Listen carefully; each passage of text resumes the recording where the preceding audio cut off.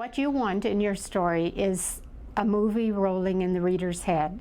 Rosemary Nixon has just begun her 4th stint as a writer-in-residence and has some experience with bad writing. But she says she's actually the one who generated most of it. I started out in a 500 level class at the University of Calgary when I knew nothing and should have taken the 300 and 400. I was the worst in the class by far. Nixon didn't start writing seriously until she was in her 30s, but quickly fell in love with the habit.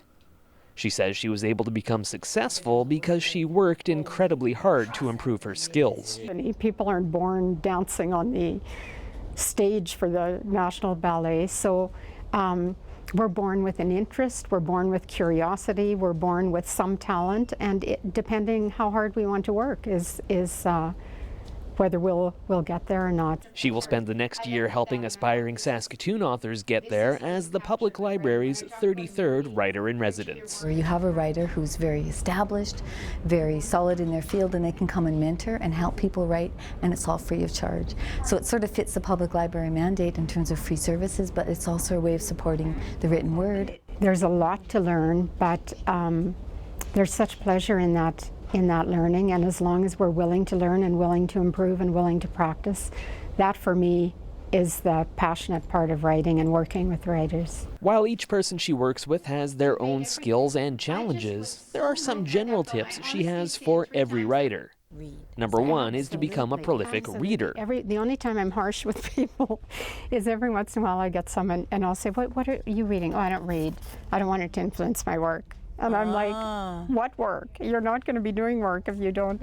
Reading is essential.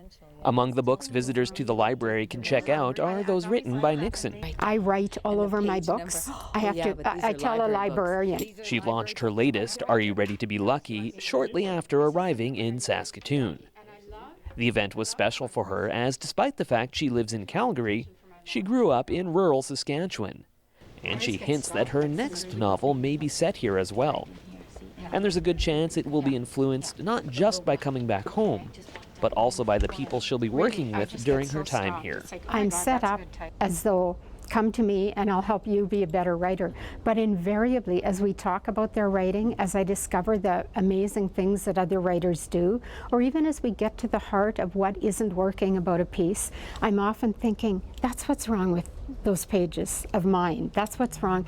It really does help. For more information on the program, visit saskatoonlibrary.ca/writer-in-residence. From the Francis Morrison Library, I'm Simon Hyatt reporting.